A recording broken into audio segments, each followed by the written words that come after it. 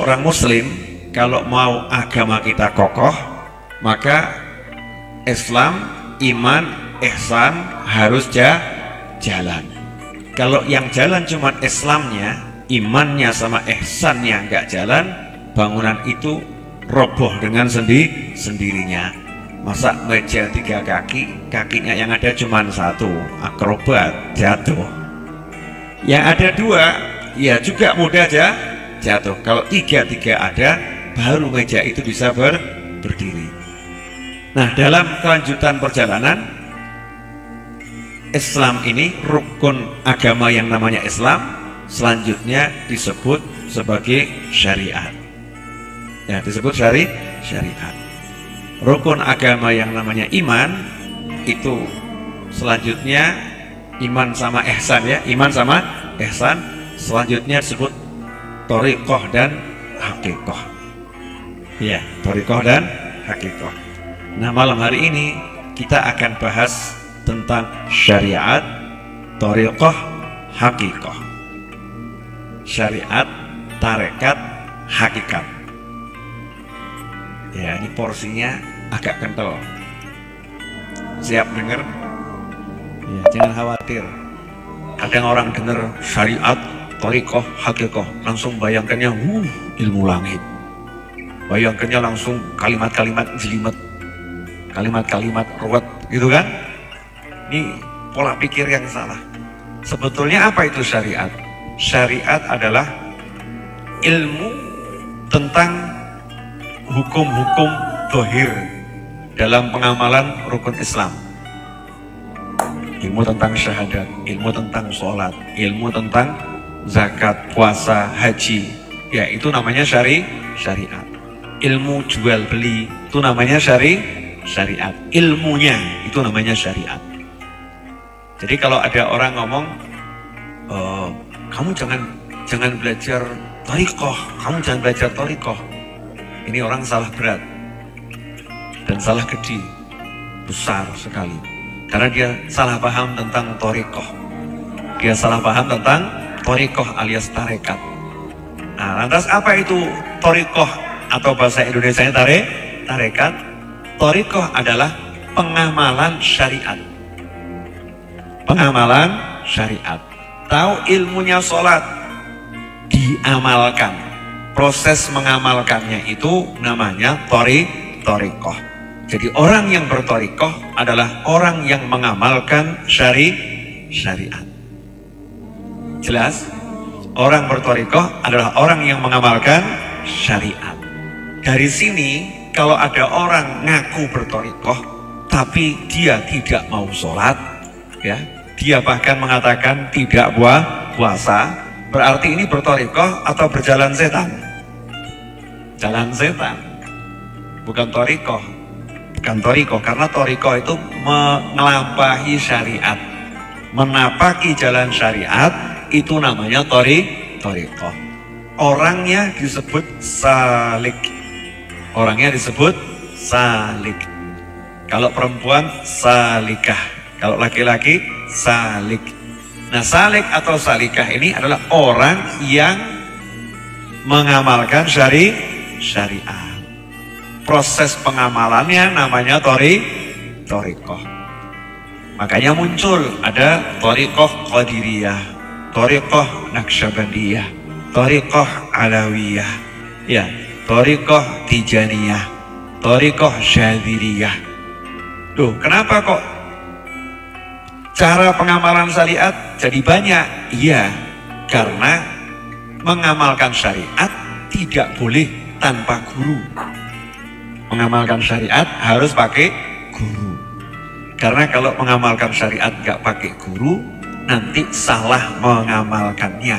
Karena itu untuk urusan sholat contohnya, Rasul bersabda, "Shollu kama ra'aitumuni usolli." Sholatlah kalian sebagaimana kalian melihat aku sholat. Harus jadi ada lihat prakteknya sholat dari guru. Wudhu, lihat prakteknya wudhu dari guru.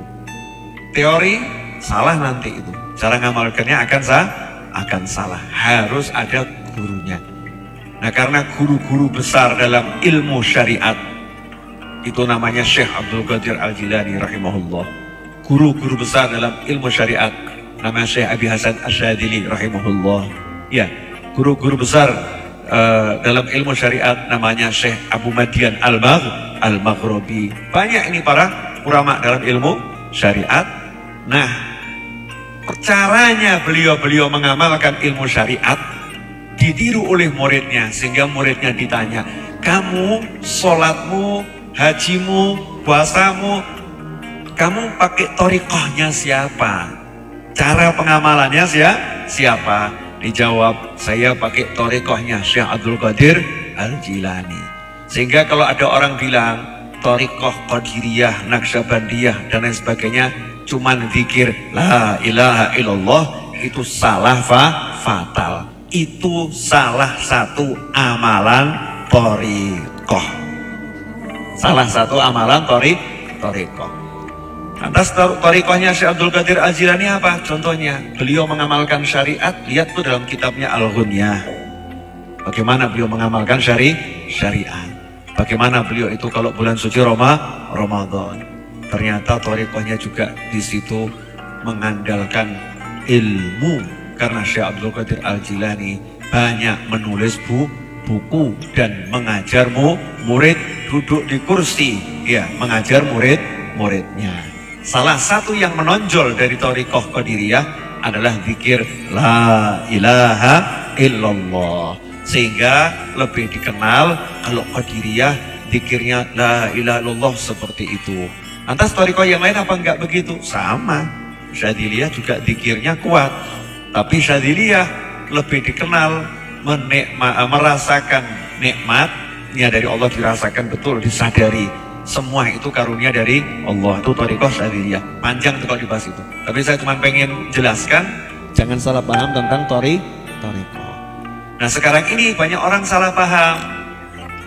Jadi gaya berthariqah, tapi dia tidak berthariqah, nggak ngamalkan tuh amalan syariat, tapi cuma ngelabeli dirinya dengan nama organisasi tarekat. Jadi organisasi tarekat beda dengan berthariqah. Mungkin Anda punya organisasi tarekat, misal gitu ya, Asyikiyah, mursyidnya Habib Novel bin Muhammad Al-Idrus. Misal nih kan, cuma misal dong. Apa thariqah Asyikiyah? Maunya yang asyik-asyik saja, yang gak asyik gak mau, gitu kan? Thariqah Asyikiyah. Akhirnya Anda buat thariqah Asyikiyah, pengurus macam-macam gitu ya. Silahkan nanti datang di baiat. Masya Allah. Ternyata apa itu? Itu organisasi tarekat.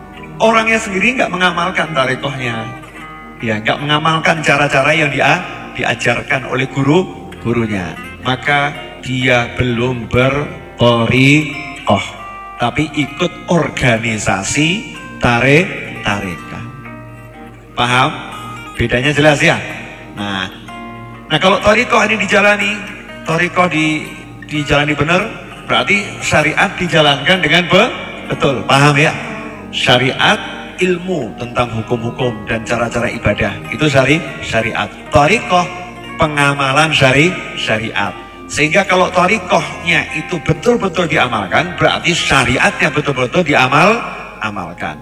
Nah, kalau orang mengamalkan syariat, maka dia akan menikmati buahnya, menikmati hasilnya.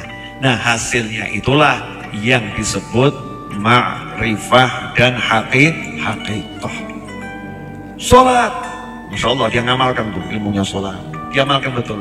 Hakikatnya sholat apa? Perjumpaan dengan Allah Subhanahu wa Ta'ala. Sehingga kalau dia ngamalkan sholat dengan betul, ngamalkan sholat dengan istiqomah, maka nanti dia akan sampai pada satu titik hakikatnya sholat. Apa? Berjumpa dengan Allah Subhanahu wa Ta'ala.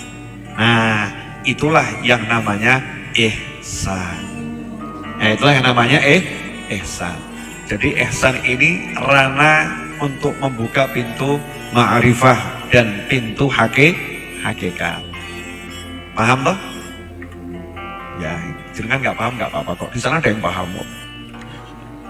Hakikat sama syariat itu harus jalan bareng. Hakikat sama syariat harus jalan bareng. Contoh, Yang bisa menyembuhkan siapa? Hanya Allah. Yang bisa menyembuhkan siapa? Hanya Allah. Itu namanya hakikat. Anda sakit, saya sakit, kita sakit, insya Allah kita sehat semua ya. Tapi ada kasus kita sakit, jangan ngomong saya tidak akan ke dokter, saya tidak akan berobat. Tidak perlu berobat. Yang nyembuhkan Allah, bukan dokter, bukan obat. Nah ini salah ini. Ini orang tahu hakikat, ma'rifat, tapi nggak jalani syariat. Syariatnya apa? Kalau kamu sakit, kamu harus berobat. Nah tapi ada orang juga salah. Dia berobat, tapi dia tidak memegang hakikat. Sehingga dia begitu pusing kepalanya, langsung ambil obat sakit kepala, diminum. Gluk, begitu nggak sembuh, rawas malas. Ganti obat mana? Bluk dalam pikirannya, obat ini yang menyembuhkan, obat ini yang menghilangkan sakit kepala. Salah lagi, jalankan syariat tapi tidak mengamalkan hakikat. Jadi harus bareng. Syariatnya apa? Sakit berobat. Berobat itu untuk apa? Jalani syariat, bukan untuk mendapatkan kesembuhan. Dapatkan kesembuhan itu hanya dari Allah Subhanahu wa Ta'ala. Sehingga ketika orang paham ini, dia berangkat berobat, hatinya minta sembuh dari Allah, bukan dari dokter, bukan dari obat, bukan dari apapun. Sehingga ketika dari dokter ini dia belum sembuh, hatinya tenang saja, nggak stres. Dia akan ngomong, memang Allah belum menyembuhkan saya. Dia cari lagi dokter yang lain dalam rangka apa? Menjalani syariat, berobat. Larang lo gitu. Ini ilmu mahal ini. Karena tidak semua orang paham.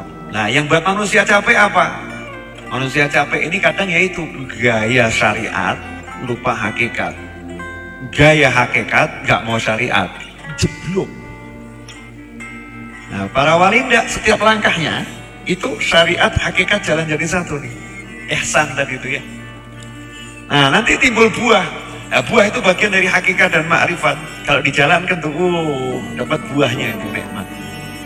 Zikir la ilaha illallah. Orang nanya, khasiatnya apa khasiatnya? Amal no. Mengamalkan. Dalam proses mengamalkan tuh kamu duduk capek, ngantuk, lelah. Itu lama-lama nanti akan buah hasil itu. Hasilnya tuh hakikat. Dan banyak itu nanti. Hakikatnya banyak. Jelas?